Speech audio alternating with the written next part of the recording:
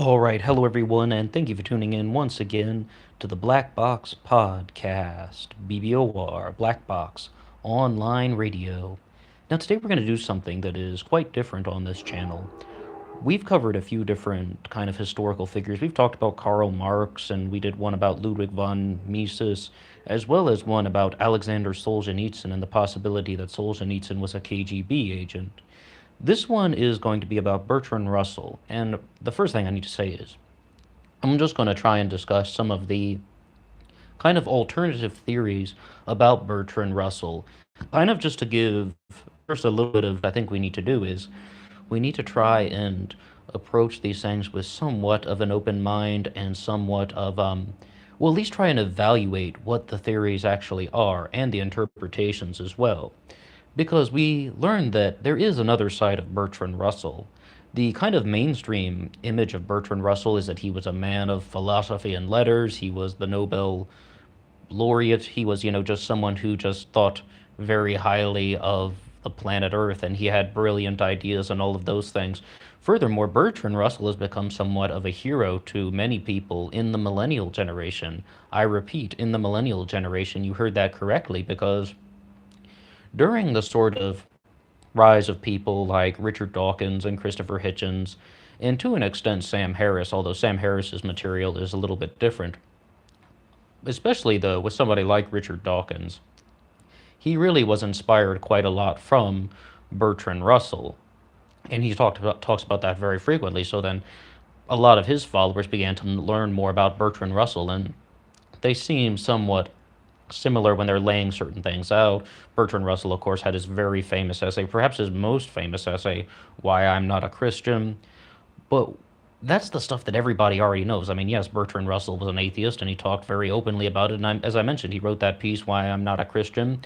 Although, we do just one quick note on that. Supposedly, in his later years in life, like in his 80s, Bertrand Russell had somewhat of a shift to kind of an agnostic standpoint, where he acknowledged the possibility of the divine. I was just reading about that the other day, but that's not really the things that I think we should be talking about here.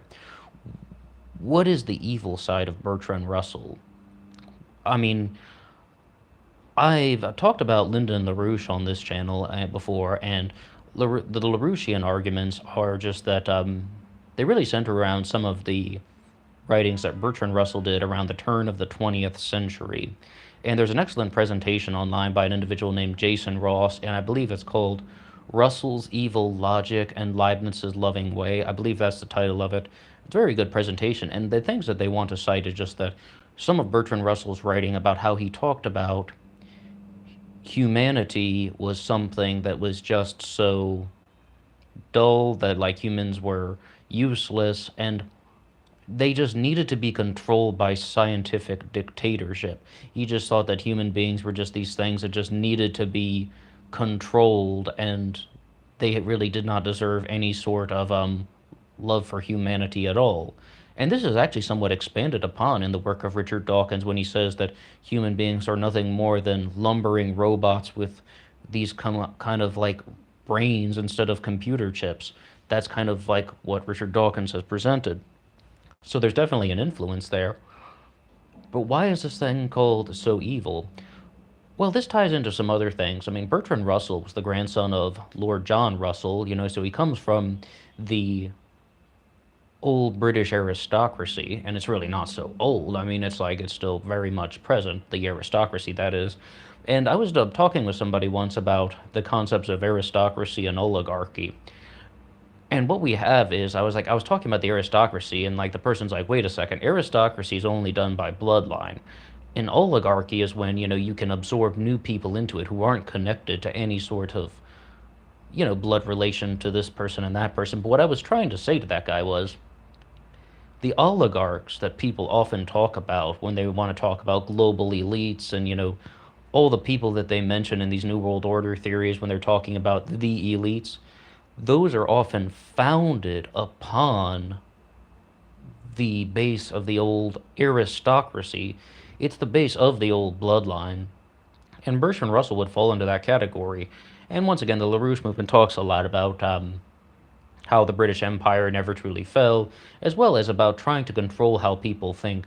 And you actually see a lot of people like Bertrand Russell that pop up over time in history, whether it's like Paolo Sarpi or Abate Antonio Conti, who are doing very similar things about trying to pollute human thought to get a desired outcome to make humanity more malleable. And I say malleable because like it's so humanity can be manipulated, and they kind of view Bertrand Russell as somebody like that once again.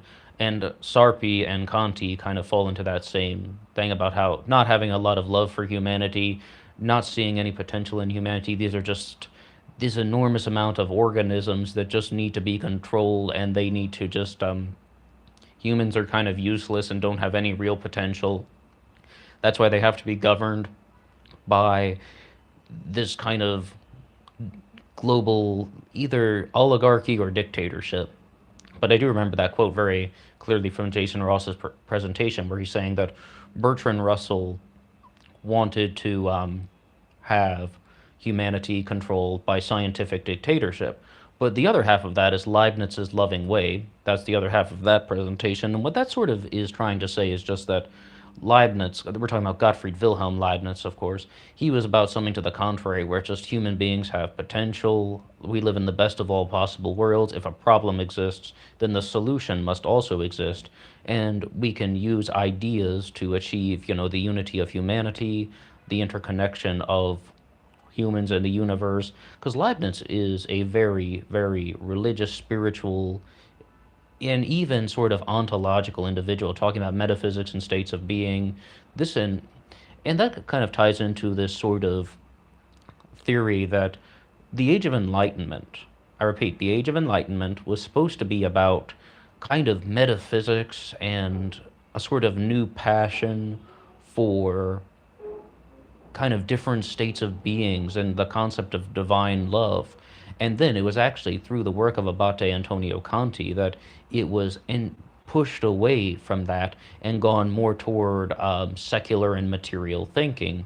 So, what the argument is about Bertrand Russell is that he is just another part of this same old story. This is how the global elites pollute human thought to try and make people dull and lame and not really able to achieve the full potential of humanity, and just to put themselves in this kind of very weak state so they're easily controlled by a manipulative oligarchy, by the people who already had the power. And once again, founded upon the previous aristocracy, the bloodlines of the royals. But, like, once again, yes, it's founded upon that, but then they're saying that they can pull new people into it, and they can pull people into this oligarchy.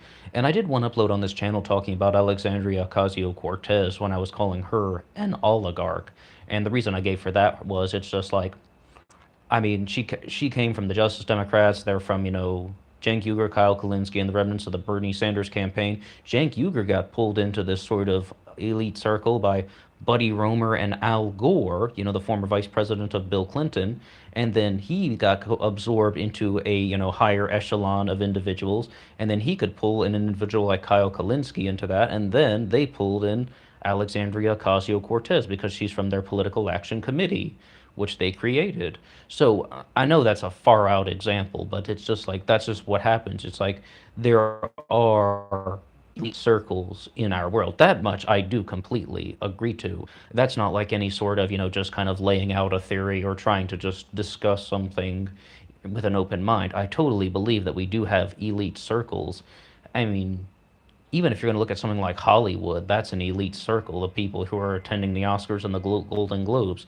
Those are elite circles, as well as, like things like even socialites have their own sort of circles as well. Those things exist. So when we have one that's about power and dominance and control, that becomes the oligarchy. They're sort of just the few are controlling the many, and the few only want to benefit the few. And it's true, they're trying to increase their own power and wealth and all of those things. I don't think many people would say to the contrary that, like someone running for president, he's not trying to increase his or her own power. And most definitely wealth, because you do 2 terms as the president and then you sell your speaking engagements for millions and gazillions of dollars. So then that leads to wealth. That's one of the very big kind of underrepresented things in the American political system is so a lot of people spend 1 or 2 terms in public office and then they end up selling their connections, they get the book deals, they get speaking engagements, and then they make millions of dollars that way. So first comes power and then comes wealth. Well, I mean, like to a certain extent. It's not like that for everybody, but that is one pathway. You could do it vice versa as well, but that's a total different thing from Bertrand Russell. The point is, Bertrand Russell has been accused of being somebody who was intentionally trying to contaminate human thought for the sole purpose of not recognizing the value of humanity or thinking that humans are useless, humans are just like objects, maybe like you would equate humans to just any sort of material, nonsensical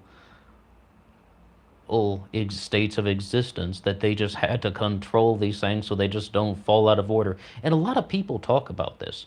They don't necessarily connect it to Bertrand Russell specifically, but they just say that there are people in the world that just need to be controlled. Is just control and order. That's all you can get. You can never get peace in the world. You can never get any sort of optimistic or successful outcome by bringing new ideas to certain groups of people. All you can do is just keep them in order. And even if that means like in controlling them through something such as slavery, or if you're going to use a kind of lighter term, what people more talk about is modern day imperialism. And even the entire concept of neoconservatism, the neocons they're always talking about on the news, they're often referred to as modern day imperialists. But like, there are people out there who do advocate genuine imperialism today, saying that just humanity is something that kind of is just reprehensible. It is something that cannot achieve any sort of potential. It just is something that is kind of a problem. It's a pest, it's a disease, and it just needs to be controlled. And there are people who think that we should not strive for world peace, we should only have order. And I can definitely see how there is this sort of element of human thought that is in line with the comments that they made, that, like, well, the comments that they're saying that Bertrand Russell made from his early works. Bertrand Russell is, of course, heavily inspired by Euclid. And Euclid, of course, Euclidean geometry, right? Geometry. Geometry, the word geometry means to measure the earth, right? And in this presentation, I mentioned, there's this great quote from Jason Ross where he said, but the problem with that is once you get to outer space, it doesn't work because the geometry of space isn't geometry, it's physics. You have to do the experiments. And this ties into that bigger theory that Euclid was heavily influenced by Aristotle.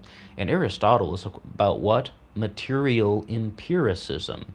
And this leads to the whole thing, just kind of like what you experience with the five senses is all there is. Well, once you get to outer space, that's just completely out of the question because we're dealing with not only different states of matter, but just like the dark matter and dark energy. How about that? Or even if you go solid, liquid, gas, and then we learn, oh yeah, what about plasma? Stellar plasma is a new form of matter that people didn't really talk about too much in the past.